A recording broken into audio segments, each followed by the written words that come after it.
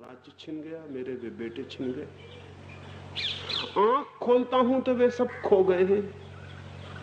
और ये बेटा जब तक आंख बंद थी खो गया था, मुझे याद भी नहीं थी कि मेरा कोई बेटा है और जो बीमार पड़ा। जब तक वे 12 बेटे थे, इस बेटे की मुझे कोई याद नहीं। और अब जब ये बेटा दिखाई पड़ रहा है तो वे 12 बेटे खो गए। अब मैं सोचता हूं कि मैं किसके लिए रहूं, उन 12 बेटों के लिए, उन स्वर्ण महलों के लिए, उस बड़े राज्य के लिए, या इस एक बेटे के लिए। और मुझे हंसी इसलिए आ गई है कि कहीं दोनों ही सपने तो नहीं है, एक आंख बंद का सपना और एक आंख खुले का सपना। क्योंकि जब तक आंख बंद थी ये भूल गया था, और जब आंख खुली है तो वो जो आंख बंद में दिखाई पड़ा था वो भूल गया।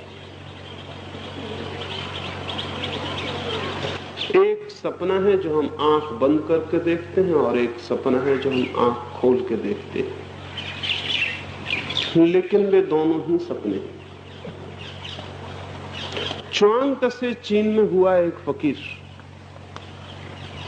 सदा लोगों ने उसे हंसते ही देखा था, कभी उदास नहीं देखा। एक दिन सुबह उठा और उदास बैठ गया झोपड़े के बाहर।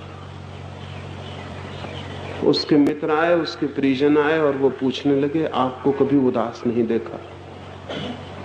चाहे आकाश में कितनी ही घनघोर अंधेरी छाई हो और चाहे जीवन पर कितने ही दुखदाई बादल छाए हो, आपके ओंठों पर सदा मुस्कुराहट देखी है। आज आप उदास क्यों हैं, चिंतित क्यों?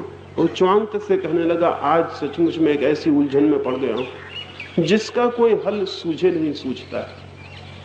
लोगों ने कहा, हम तो अपनी समस्याएं लेकर आते हैं आपके पास और सभी समस्याओं के समाधान हो जाते हैं, आपको भी कोई समस्या आ गई, क्या है वो समस्या? च्वांग तसे ने कहा, बताऊंगा जरूर, लेकिन तुम भी हल न कर सकोगे, और मैं सोचता हूं कि शायद अब इस पूरे जीवन वो हल नहीं हो सकेगी। रात मैंने एक सपना देखा है। उस सपने में मैंने देखा कि मैं एक बगीचे में तितली हो गया हूं और फूलों फूलों पर उड़ता फिर रहा हूं। लोगों ने कहा, इसमें ऐसी कौन सी बड़ी समस्या है, आदमी सपने में कुछ भी हो सकता है। च्वांग तसे ने कहा, मामला यही होता तो ठीक था, लेकिन जब मैं जागा तो मेरे मन में एक प्रश्न पैदा हो गया कि अगर च्वांग तसे नाम का आदमी सपने में तितली हो सकता है, तो कहीं अब ऐसा तो नहीं है कि तितली सो गई हो और सपना देखती हो कि च्वांग तसे हो गई। मैं सुबह से परेशान हूं। अगर आदमी सपने में तितली हो सकता है तो तितली भी तो सपने में आदमी हो सकती है।